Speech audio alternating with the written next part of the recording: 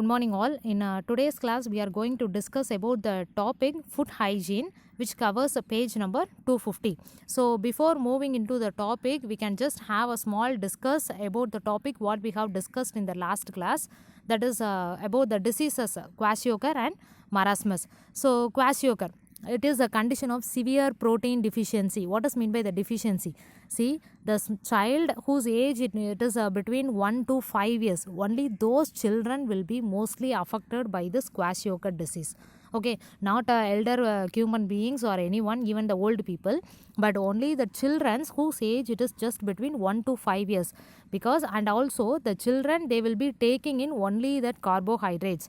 Okay, only that rice item alone they will be taking in, and the protein content completely, if they are not at all taking in, and it is there is no protein in their body level, means it causes this kwashiorkor. Okay, the kwashiorkor, it is caused only due to the lack of proteins. Okay, not by that lack of carbohydrates or anything.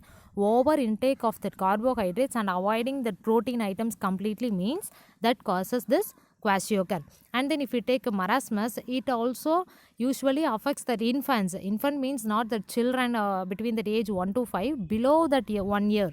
Okay, that child, it may be affected by this marasmus, which is it means their diet level, it may be lagging in carbohydrates, proteins, and also fats. Okay, everything if it is completely lagging means that causes this marasmus disease. And the next topic, it is food hygiene. So what is meant by that food hygiene? What is meant by hygiene? First, the things whatever we are using, even the place where we are, and the food items whatever we are taking, and also the water, clean water. So everything it should be clean.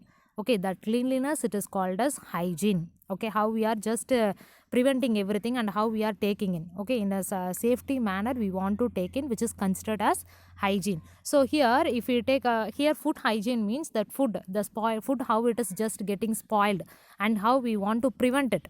Okay, so if you are food spoilage, how it usually happens? See, even if we take in that roadsides or whatever it may be, the food items, even in our house also, while we are just not taking in, we want to cover it properly. Okay, the food items, it should be covered, and while we are taking even the fruits and everything, while we are just taking in, we want to wash it properly. Why we are telling all those things?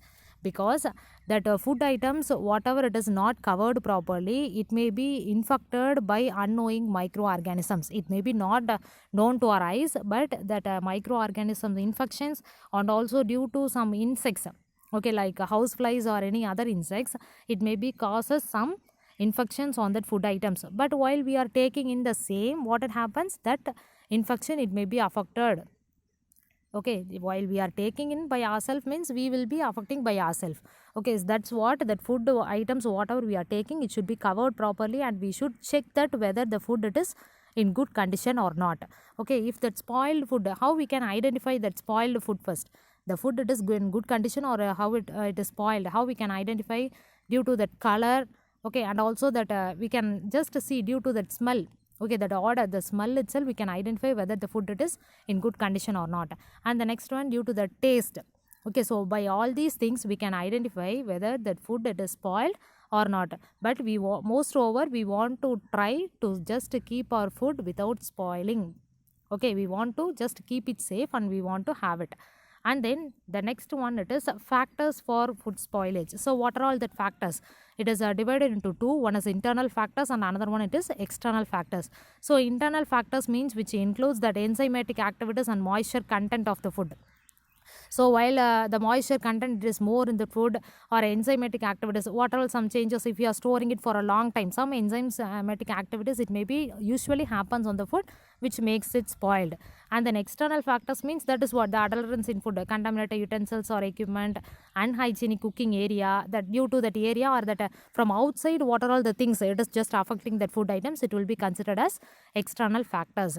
And then here your questions, what you are going to learn and write is question number 24, differentiate between kwashiorkor and marasmus. So differentiate means itself you want to make a tabular column and you want to write.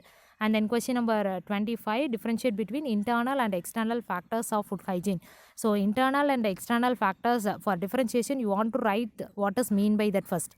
Okay, internal factors means what, and then external factors means what. And then along with that some general points also you can write it by your own.